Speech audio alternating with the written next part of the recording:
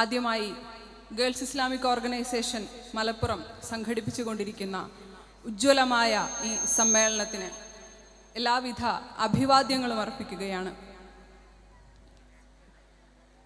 കഴിഞ്ഞ 40 വർഷക്കാലമായി ഇസ്ലാം വിഭാവനം ചെയ്യുന്ന മുസ്ലിം സ്ത്രീയെ കേരളത്തിൻ്റെ പൊതുമണ്ഡലത്തിൽ വളരെ മനോഹരമായി അടയാളപ്പെടുത്തിക്കൊണ്ട് മുന്നോട്ട് പോയിക്കൊണ്ടിരിക്കുകയാണ് ഗേൾസ് ഇസ്ലാമിക് ഓർഗനൈസേഷൻ കേരള. കേരളത്തിൻ്റെ ചരിത്രം പരിശോധിക്കുമ്പോൾ ഏതാനും നൂറ്റാണ്ടുകൾക്ക് മുൻപ് അന്ധവിശ്വാസത്തിലും അനാചാരത്തിലും പെട്ട് ഉഴറി ദിശ തെറ്റിയിരുന്ന ഒരു മുസ്ലിം സമൂഹത്തെ നമുക്ക് കാണാൻ സാധിക്കും.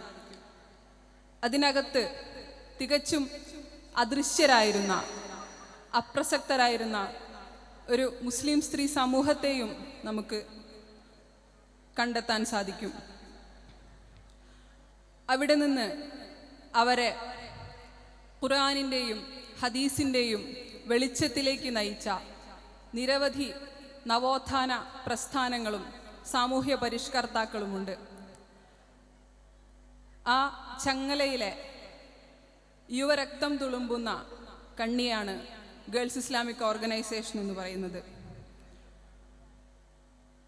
അതിരു കവിഞ്ഞ ലിബറൽ വാദങ്ങൾക്കും സ്ത്രീക്ക് വിലക്കുകൾ തീർത്ത മതയാഥാസ്ഥിതികത്വത്തിനുമെതിരെ മുസ്ലിം സ്ത്രീക്ക് സമൂഹത്തിൽ ഇസ്ലാമിനെ ആത്മാഭിമാനത്തോടുകൂടി പ്രതിനിധാനം ചെയ്യേണ്ടത് എങ്ങനെയാണെന്നതിന് വഴി കാണിച്ചു കൊടുത്ത ഗേൾസ് ഇസ്ലാമിക് ഓർഗനൈസേഷൻ തങ്ങൾക്ക് അവകാശപ്പെട്ട എല്ലാ ഇടങ്ങളിലേക്കും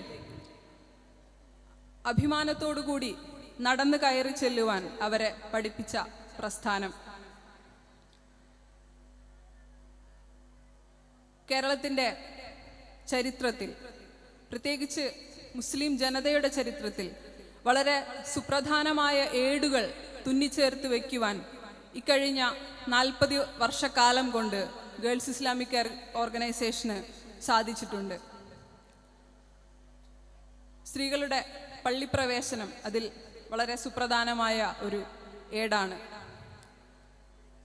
ഏതാനും ദശകങ്ങൾക്ക് മുൻപ് കേരളത്തിലെ മുസ്ലിം വീടുകൾ തോറും കയറി ഇറങ്ങി പെൺകുട്ടികളെ ഉന്നത വിദ്യാഭ്യാസം നൽകേണ്ടതിൻ്റെ പ്രാധാന്യത്തെക്കുറിച്ച് അവരുടെ കുടുംബങ്ങളെ പറഞ്ഞു മനസ്സിലാക്കിയ ഒരു ഗേൾസ് ഇസ്ലാമിക് ഓർഗനൈസേഷനെ നമുക്ക് ചരിത്രത്തിൽ കാണുവാൻ സാധിക്കും.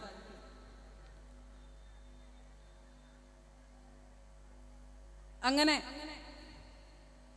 കേരളത്തിലെ ഒരു ശരാശരി പൊതു കലാലയത്തിൻ്റെ അന്തരീക്ഷം നമുക്കൊക്കെ സുപരിചിതമാണ്. ഒരുപക്ഷെ എൻ്റെ മുന്നിലിരിക്കുന്നവർ ആ ദിനങ്ങളിലൂടെ ആയിരിക്കും കടന്നുപോയിക്കൊണ്ടിരിക്കുന്നുണ്ടായിരിക്കുക. സവർണ, ലിബറൽ, ഇടത് ആശയങ്ങൾക്ക് സമഗ്രാധിപത്യമുള്ള ക്യാമ്പസുകളിലേക്കാണ് തട്ടം ധരിച്ച, ഹിജാബ് ധരിച്ച, ഫുൾ സ്ലീവ് ധരിച്ച, നമസ്കാരത്തിൻ്റെ സമയമാകുമ്പോൾ അതിനുവേണ്ടി സ്ഥലം അന്വേഷിക്കുന്ന മുസ്ലിം വിദ്യാർത്ഥിനികൾ കയറി ചെല്ലുന്നത്. തീർച്ചയായും നമ്മൾ ഇന്നും അനുഭവിക്കുന്നത് പോലെ ഒരു പിടി ചോദ്യങ്ങൾ അവരുടെ വിശ്വാസത്തിനെതിരെ, അവരുടെ മാന്യമായ വസ്ത്രധാരണത്തിനെതിരെ നിരന്തരം നേരിട്ടുകൊണ്ടാണ് അവർ ക്യാമ്പസുകളിലേക്ക് കയറി ചെല്ലുന്നത്. ആ ചോദ്യങ്ങളെയൊക്കെ തികച്ചും ആത്മവിശ്വാസത്തോടുകൂടി നേരിടുവാൻ, തങ്ങളുടെ വിശ്വാസത്തെ ഏറ്റവും മനോഹരമായി തല ഉയർത്തിപ്പിടിച്ചുകൊണ്ട് ക്യാമ്പസുകളിൽ അതിൻ്റെ വാഹകരാകുവാൻ ഇക്കഴിഞ്ഞ കാലങ്ങളിലൊക്കെ ഗേൾസ് ഇസ്ലാമിക് ഓർഗനൈസേഷൻ്റെ പോരാളികൾക്ക് സാധിച്ചിട്ടുണ്ട്.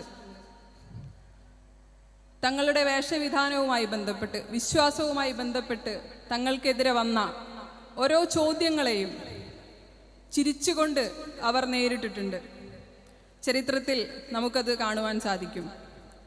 അതുപോലെ തന്നെ നേരത്തെ പറഞ്ഞ ഇടത്, ലിബറൽ, സവർണ രാഷ്ട്രീയത്തിന് സമഗ്രാധിപത്യമുള്ള ക്യാമ്പസുകളിൽ വളരെ ക്രിയാത്മകമായി ആ രാഷ്ട്രീയത്തിൽ ഇടപെട്ടുകൊണ്ട് വലിയ മുന്നേറ്റങ്ങൾ സൃഷ്ടിച്ച ഒരു നിര പെൺകുട്ടികളെ, മുസ്ലിം പെൺകുട്ടികളെയും നമുക്ക് ഈ ചരിത്രത്തിൻ്റെ മറ്റൊരു ഘട്ടത്തിൽ പരതിയെടുക്കുവാൻ സാധിക്കും.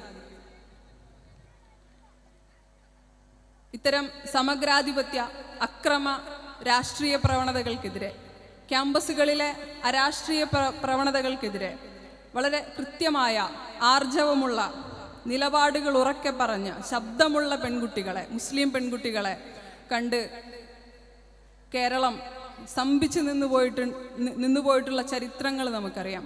നിരവധി പേരുകൾ ഇപ്പോൾ നമ്മുടെ മനസ്സിലൂടെ കടന്നുപോയിക്കൊണ്ടിരിക്കുന്നുണ്ടായിരിക്കും.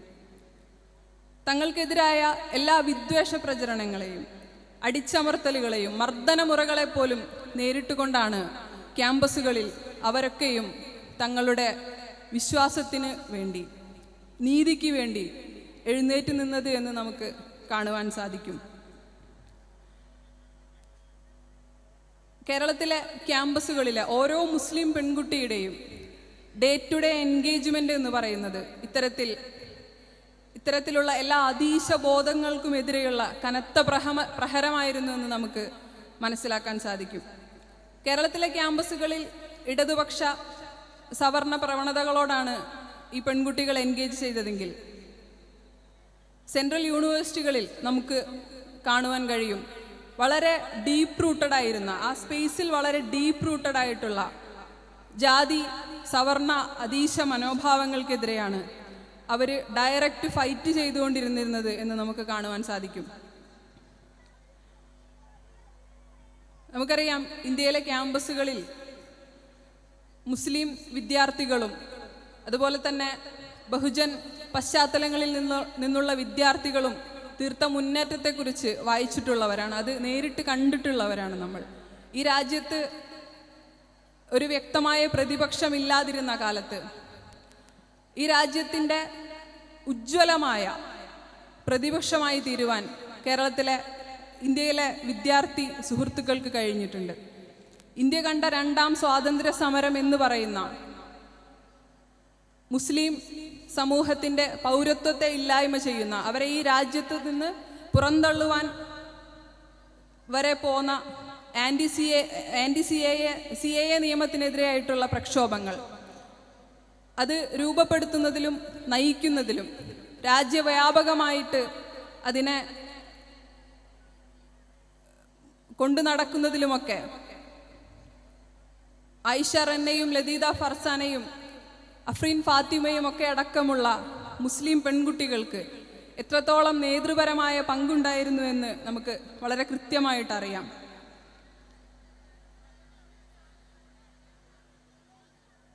ഇത്തരത്തിൽ നിരന്തരം വലിയ പോരാട്ടങ്ങൾ തങ്ങളുടെ വിശ്വാസ ആദർശത്താൽ പ്രചോദിതരായി നടത്തിക്കൊണ്ടിരിക്കുമ്പോൾ തന്നെയാണ് നമുക്കറിയാം വളരെ സുപ്രധാനമായ രാഷ്ട്രീയവും സാമൂഹികവും അക്കാദമികവുമായ നേട്ടങ്ങൾ ഇതേ പെൺകുട്ടികൾ രാജ്യത്തിനകത്തും പുറത്തും നേടിക്കൊണ്ടിരിക്കുന്നത് എന്നും നമ്മൾ കാണുന്നുണ്ട്. GIOയിലൂടെ വളർന്നു വന്ന വലിയൊരു നിര പെൺകുട്ടികൾ രാജ്യത്തിനകത്തും പുറത്തും വളരെ വലിയ യൂണിവേഴ്സിറ്റികളിൽ വളരെ സജീവമായിട്ട് നിരന്തരമായിട്ട് വൈജ്ഞാനിക പ്രവർത്തനത്തിൽ വ്യാപൃതരായിക്കൊണ്ടിരിക്കുന്ന കാഴ്ചയും നമ്മൾ നിരന്തരം കാണുന്നതാണ്. ഇങ്ങനെ ക്യാമ്പസുകളിൽ വലിയ മുന്നേറ്റമാണ് GIOയ്ക്ക് ഇക്കഴിഞ്ഞ കാലങ്ങൾ കൊണ്ട് നേടുവാൻ സാധിച്ചിട്ടുള്ളത്. ഇതേ സ്വഭാവത്തിൽ കേരളത്തിൽ വളരെ ആഴത്തിൽ വേരൂന്നിയിട്ടുള്ള ലിബറൽ മുതലാളിത്ത ആശയങ്ങൾക്കെതിരെയും വളരെ ശക്തമായ ശബ്ദമാകുവാൻ GIOവിന് കഴിഞ്ഞിട്ടുണ്ട്. സ്ത്രീ ശരീരങ്ങളെ ഒബ്ജക്റ്റിഫൈ ചെയ്യുന്ന എല്ലാവിധ പ്രവണതകൾക്കെതിരെ